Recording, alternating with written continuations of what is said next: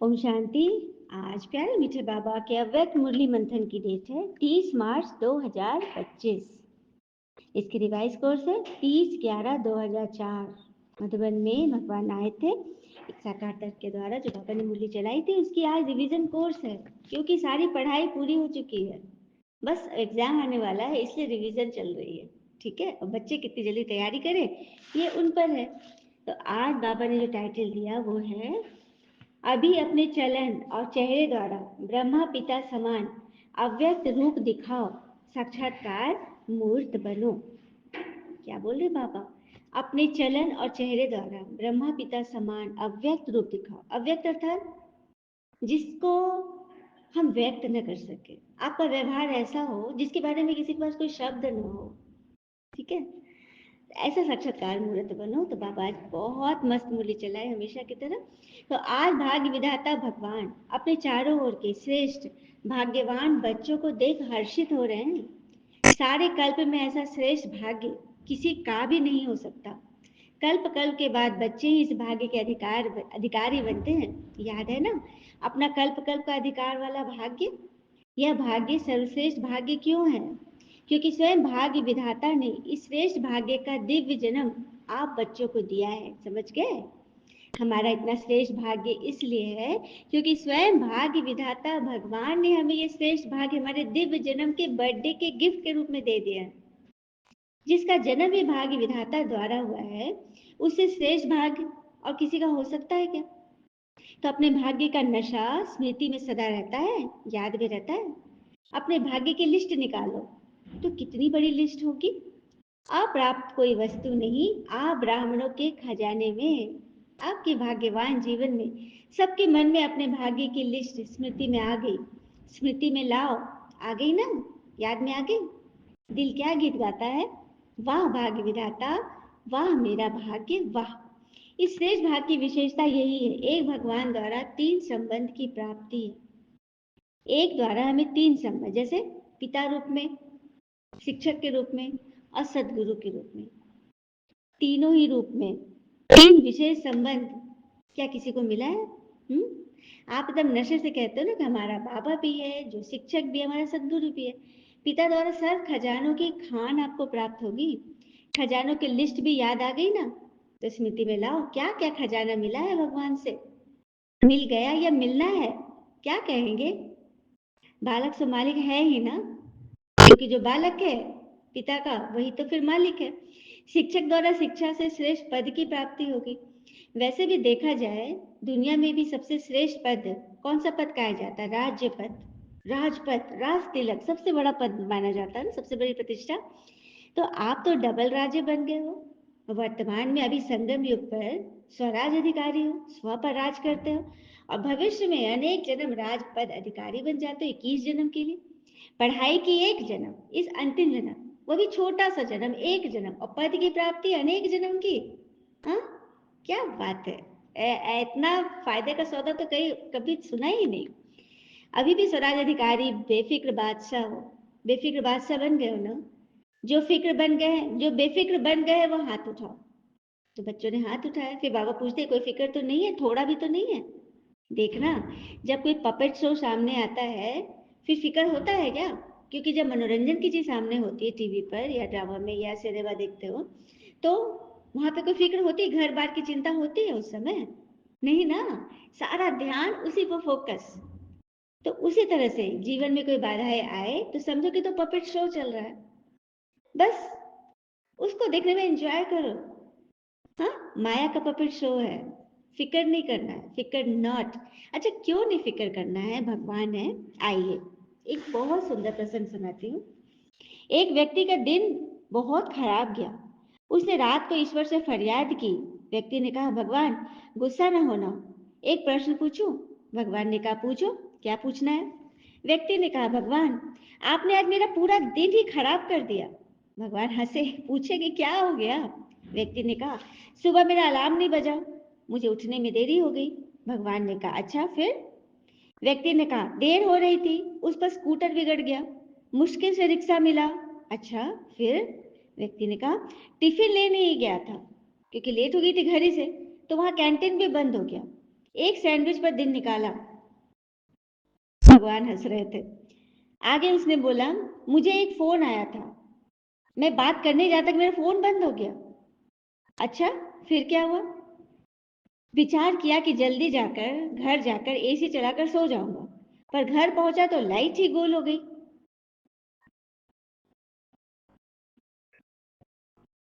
सब तकलीफें मुझे ही, ऐसा क्यों किया मेरे साथ? ईश्वर ने कहा, देख, तेरी बात मैंने सुन ली, अब तू मेरी बात ध्यान से सुन। आज तुझ पर कोई आफत आने वाली थी, मेरे देवदूत को भेजकर वो सब रुकवा दी। अलार्म बजा ही नहीं, क्योंकि तुम्हें सुबह ही आने वाला था। स्कूटर से एक्सीडेंट होने का डर था, इसीलिए मैंने स्कूटर बिगाड़ दी।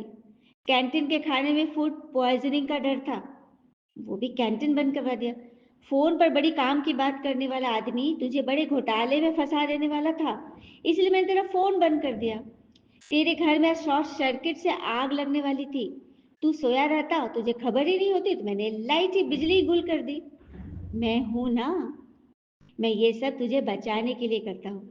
व्यक्ति ने कहा, भगवान, मुझसे भूल हो गई, मुझे माफ कीजिए, आज के बाद मैं कभी फरियाद नहीं करूँगा, आपसे शिकायत नहीं करूँगा। भगवान ने कहा, माफी मांगने की जरूरत नहीं, परंतु विश्वास रखना है कि मैं हूं ना। मैं जो करूँगा, जो योजना बनाऊंगा, वो तेरे लिए अच्छे के लिए ही होगा।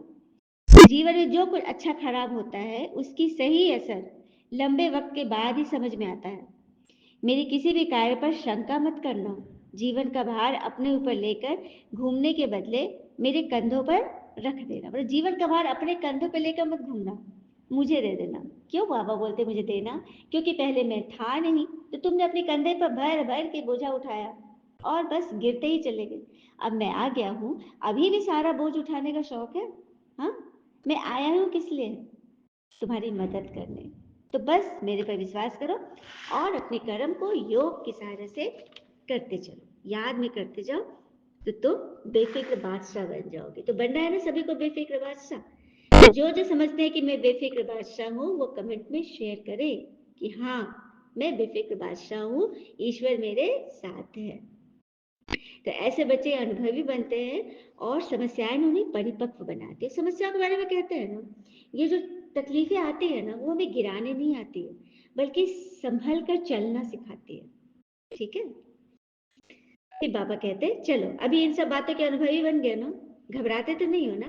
आराम से साक्षी की सीट पर बैठ कर पपेट शो देखो, कार्टून शो देखो, जो भी जीवन में आ रहा है वो सब एक शो है, शो के अलावा कुछ भी नहीं है। तो अब तो मजबूत हो गए हो ना? या कभी कभी घबराते हो, या कागज का शेर देखकर डरते तो नहीं हो? कागज का शेर तो एक फूंक में उड़ जाएगा। तुम्हारी एक फूंक से, तुम्हारे एक निश्चय से कि भगवान है मेरे साथ, कुछ भी तुम्हें हार्म नहीं करेगा। फिर बाबा ने बोला, मेरे पास ग्रुप आते हैं ना, तो बाबा उन ग्रुप से ना डेट फिक्स करने की बात कर रहे हैं। डेट फिक्स करो। तो समाप्ति, संपन्नता, पिता के समान बनने की डेट कौन सी है, पूछ रहे हैं बाबा। पूछते हैं, यह डेट अभी आप ब्राह्मणों को फिक्स करनी है, हो सकती है? डेट फिक्स हो सकती है? अपनी संपन्नता, अपनी संपूर्णता की डेट फिक्स कर सकते हो? हाँ, हो सकती है? बोलो, कि अचानक होनी है? ड्रामा में फिक्स है, लेकिन उसको प्रैक्टिकल में लाना है या नहीं? लाना है ना? सब कुछ अचानक होगा, डेट फिक्स नहीं होगी, अचानक होगा, इसलिए अचानक से पहले से एवर रेडी रहो। अचानक होना है, ये राइट है, लेकिन अपने को तैयार करने के लिए लक्ष्य जरूर रखना पड़ेगा। बिना लक्ष्य के संपन्न बनने में अलबेलापन आ जाता है। लक्ष्य अगर नहीं है तो कैसे संपन्न बनेगा? अलबेलापन आ जाएगा। हाँ, समझ ही नहीं आएगा हमें कि हमें क्या करना है, इसीलिए तो फंसते हैं। और कहते हैं ना कि लोहा नरम होकर औजार बन जाता है। लोहा नरम होकर औजार बन जाता है, सोना नरम होकर जेवर बन जाता है, मिट्टी नरम होकर खेत बन जाती है, आटा नरम होकर रोटी बन जाती है। ठीक उसी तरह इंसान भी नरम हो जाए तो लोगों के दिलों में जगह बना लेता है। ठीक है? कठोरता से हम कभी किसी का दिल नहीं जीत सकते। बड़े बड़े शहंशाह, राजे महाराजे आके चले गए कठोरता करके, लेकिन वे लोग कुछ भी हासिल नहीं कर पाए। जो प्रेम में, जो जो सहन में, जो कि क्षमा में जो शक्ति है, वो कहीं है ही नहीं। भगवान हमें वही सिखाते हैं। ठीक है? तो बस इसी तरह से डेट फिक्स होगी। अपने आप को जब तैयार करोगे ना अचानक के पार्ट में, तभी आप एबिलिटी बनोगे। जैसे कोई प्रोग्राम करते उसकी डेट फिक्स होती है ना, फलना टाइम को ये प्रोग्राम ही करना है, तो अपनी डेट की प्रोग्राम फिक्स करो, डेटिंग करो खुद के साथ, अपनी आत्मा के साथ, ठीक है। फिर बाबा ने कहा अभी लोगों को आपसे भगवान आत्मा और ये अनुभव होना है ना, कि यही हमारे इष्ट देव है, इष्ट देवियां हैं, ये हमारे हैं। जैसे ब्रह्म पिता ने देखा, साधारण तन में होते भी आदि के समय में ब्रह्म पिता में क्या दिखाई दिया, क्या दिखाई देता था साक्षात्कार के रूप में? कृष्ण दिखाई देते थे। आदि वालों ने अनुभव किया ना, पहले की आत्माओं ने, जब ब्रह्म पिता के समय थे, तो शुरू में दिखाई दिया, लास्ट में भी दिखाई देगा, वो आपके रूप से दिखाई देगा। अव्यक्त रूप दिखाई देता है ना चलन में, चेहरे में। तो ऐसे विशेष निमित्त बच्चों को बाबा यह होमवर्क दे रहे हैं। देखिए निमित्त ऐसे नहीं कोई बन जाता है, ईश्वर की मर्जी से कोई निमित्त बनता है। तो निमित्त के अंदर जो गुण होने चाहिए वो है सबसे पहले सरलता, सहजता, निर्माणता, विनम्रता, सहनशीलता, समभावता, सबको एक दृष्टि से देखें, और कर्तव्य परायणता, कि किस वजह से भगवान ने हमें चुना है। हम कोई लौकिक कारोबार नहीं कर रहे, हम अलौकिक पिता के अव्यक्त बच्चे के रूप में ये पालना कर रहे हैं बच्चों की। ये होता है निमित्त का मान। और होमवर्क, सबसे बाबा होमवर्क दे रहे निमित्त को, अपने ऊपर ये सारे वर्क हमें करने हैं, ठीक है। तो ये काम है। फिर बाबा कह रहे हैं 108 में कौन है, लेकिन उनकी चलन और चेहरा स्वतः ही प्रत्यक्ष है। बाबा भी नाम नहीं बताएंगे, लेकिन बच्चे तो फिक्स हो ही रहे ना। सिर्फ लक्ष्य पक्का रखो, करना ही है, होना ही है, ठीक है। गे वाली भाषा नहीं, कर लेंगे हो जाएगा, नहीं, करना ही है, होना ही है। फिर बाबा ने डबल फॉरनर्स को बोला। डबल फॉरनर्स बाबा बोलते हैं फॉरनर्स को, हम लोग फॉरनर्स हैं, और जो भारत से भी, जो विदेश से आए, दूर से आए, वो डबल फॉरनर्स। हम विदेशी हैं क्योंकि हमारा घर परम धाम, हम नीचे आगे हम विदेशी हो गए, परम धाम से तो दूर हो गए, तो हम विदेशी है। हमसे भी जो दूर देश से आए वो हो गए डबल विदेशी। तो डबल विदेशी क्या करेंगे, डबल चांस लेंगे ना। बाप दादा नाम नहीं अनाउंस करेंगे, लेकिन उनका चेहरा बताएगा, उनका एक एक का चेहरा ही बता देगा कि वो कितने उमंग उत्साह में, कितनी उनके अंदर पवित्रता की शक्ति, कितने अपनी अपने की चेकिंग की शक्ति, अपने आप को कितना चेक एंड चेंज करते हैं। है हिम्मत? बाबा पूछ रहे हैं, हिम्मत है तो हाथ उठाओ, पीछे वाले को उठा सकते हो। जो ओटे सो अर्जुन, जो घोटेगा वही तो नशे से मालामाल रहेगा, बाबा के खजाने के नशे से। बाप दादा रिजल्ट देखने के लिए क्या क्या पुरुषार्थ कर रहे हैं, कौन कौन क्या कर रहा है, वो सारा कुछ बाबा बता रहे हैं। 6 मास का समय दे रहे हैं, 6 माह रिजल्ट देखेंगे, फिर फाइनल करेंगे। 6 मास बाद बाबा का टर्न शुरू होता है ना, अक्टूबर से, अभी मार्च में खत्म हुआ, भगवान आए थे, फिर अक्टूबर से शुरू होगा। तो ये 6 मास जो हमें समय मिला, इसमें हमें अपना होमवर्क पूरा कर लेना है। बाबा ने निमित्त बनने का होमवर्क दिया कि अपने अंदर कैसी हमें दैवी गुण भरनी है। तो फास्ट करो, उड़ो, अभी चलने की बारी नहीं, उड़ने की बारी है।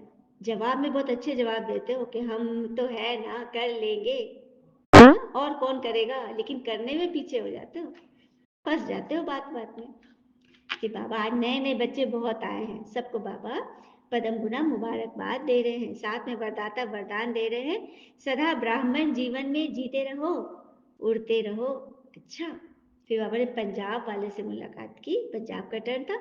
तो सेवा में भी ज्यादा से ज्यादा पुण्य का खाता जमा कर लेते हो, और जो सच्चे पुरुषार्थी बच्चे हैं वो अपने याद के चार्ट को सहज और निरंतर बना सकते हैं। जो सच्चे पुरुषार्थी बच्चे हैं ना, वो याद का चार्ट सहज और निरंतर बना सकते हैं, क्योंकि यहाँ एक तो महारथियों का संग है, और संग का रंग तो सहज लग जाता है, क्योंकि मधुबन आप आते हो तो वहाँ महारथियों का संग मिलता, बड़ी बड़ी दादियाँ है, दीदियाँ है, और पुरुषार्थी बच्चे, तीव्र पुरुषार्थी बच्चे, उनके संग का रंग सहज लग जाता है। अटेंशन है ना, तो ये जो 8-10 दिन मिलते हैं ना, इसमें अच्छा प्रोग्रेस कर सकते हो। 8-10 दिन का प्रोग्राम होता है मधुबन में, उसी में बाबा बोले 8-10 दिन का जो मिला है तुम्हें समय, छुट्टी मिली है, इसमें अच्छी प्रोग्रेस करके जाओ। कॉमन रीति से सेवा मत करना। कॉमन रीति से तो दुनिया में लोग कर ही रहे हैं, संगठन में कर रहे हैं, हर जगह कॉमन रीति से कर रहे हैं, ठीक है। लौकिक रीति से, यहाँ अलौकिक रीति से चलना है। तो निरंतर योगी बनने का, पुण्य का खाता जमा करने का, और बड़े से बड़े परिवार के नशे में, खुशी में रहने का, ये विधि से काम करो। तो पंजाब वालों को चांस मिला है, कि बाबा ने उनको मुबारकबाद दी। कि बाबा महिला विंग वाले से बात करें। महिला विंग की बात कर रहे हैं। ग्राम विकास विंग और महिला विंग की मीटिंग थी, आए हुए थे बच्चे। तो इसमें मेजॉरिटी टीचर्स हैं क्या? टीचर्स हाथ उठाओ। माताओं में टीचर्स काफी संख्या में थे, सबने हाथ उठाया। तो बाबा बोलते अच्छा है, मेवा सेवा और मेवा दोनों का चांस मिल गया। अच्छा, अभी कोई नया प्लान बनाया है? बाबा है ना, ऐसे रूबरू होते हैं, बात करते हैं। चाहे किसी भी वर्ग के ग्रुप बने हो, लेकिन सबके प्रैक्टिकल चेहरे और चलन पर कोई ना कोई गुण या शक्ति का बीड़ा उठाए। यह ग्रुप को प्रैक्टिकल प्रत्यक्ष में लाओ। कोई ना कोई गुण या शक्ति का अपने अंदर इतनी तीव्रता वाली आकांक्षा हो, ऊर्जा हो, जिससे कि आपको देखते ही प्रैक्टिकल प्रत्यक्षता का रूप आए कि भगवान से ये पढ़ते, आपको देखते ही लोग समझ जाए। ये करना है। फिर बाबा ने ग्राम विकास विंग वाले से बात की। अभी तक ग्राम विकास वालों ने कितने गांव परिवर्तन किए हैं? कितने गांव में किया है? कहा गया, आंसर आया 7 गांव में किया है। एक गांव में 75% तक काम हुआ है। इस मीटिंग में भी प्रोग्राम बनाया है ना, समय की पुकार, कॉल ऑफ टाइम, स्वच्छ स्वर्णिम ग्राम में भारत, क्योंकि भारत कृषि प्रधान देश है और कृषि कहाँ होती है? गांव में होती है। तो भारत स्वर्णिम ग्राम में भारत है। इस प्रोजेक्ट के अंतर्गत गांव गांव को व्यसन मुक्त स्वच्छ बनाने की सेवा करनी है। अच्छा, प्रैक्टिकल में कर रहे हो ना? बच्चों ने बताया कि हम कर रहे हैं। बाबा कह रहे कि वाह, बधाई हो।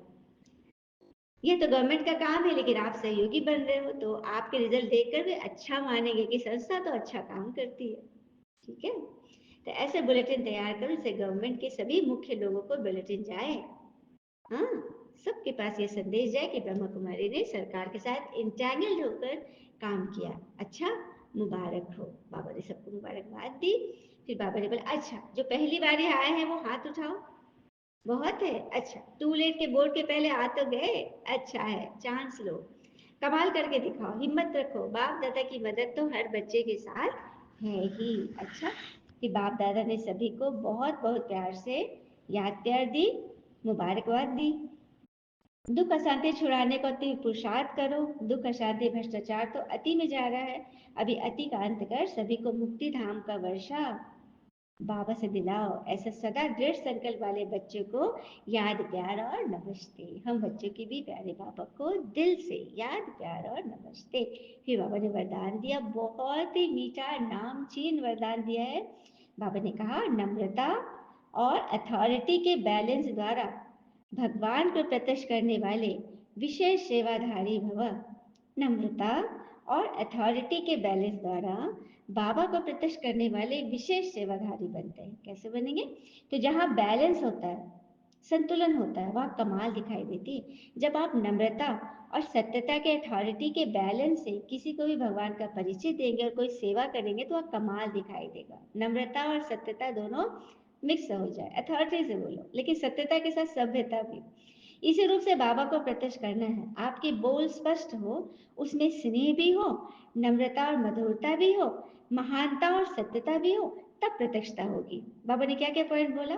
प्रत्यक्षता कब होगी? जब हमारे बोल स्पष्ट हो, सच्चे हो, स्नेह से भरे हो, नम्रता कूट कूट कर भरी हो, मधुरता भी मिली हुई हो, तो महानता और सत्यता के आधार पर प्रत्यक्षता, इन्हीं सब बातों के आधार पर प्रत्यक्षता होगी और किसी नियम की वजह से नहीं होगी। आप कितना भी कुछ कर ले, लेकिन व्यवहार तो ऐसा ही रखना होगा।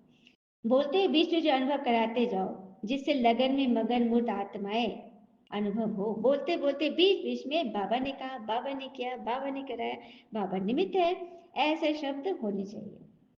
तब आप बनोगे विश्व सेवाधारी। स्लोगन है, समय पर कोई भी साधन न हो तो भी साधना में विघ्न न पड़े। साधन हमारी साधना को बाधित न करे। लाल लाइट है नहीं, गाना नहीं है, फोटो नहीं है, तो योग कैसे लगेगा? अरे, योग तो मन का योग है। मन में जब चित्र बसे हैं तो भी साधन की क्या आवश्यकता? अब इशारे में आज के पॉइंट, कोई कोई समझते हैं शायद क्रोध कोई विकार नहीं, यह तो शस्त्र है, लेकिन क्रोध ज्ञानी तो आत्मा के लिए महाशत्रु है। अच्छा, ओम शांति। शुक्र मीठे बाबा वो बाबा के प्यारे प्यारे बच्चे।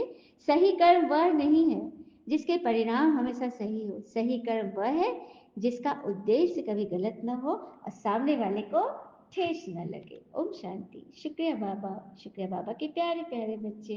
आप सबका जीवन सदैव सुख शांति समृद्धि सफलता से भरपूर हो और भरपूर करे। ओम शांति।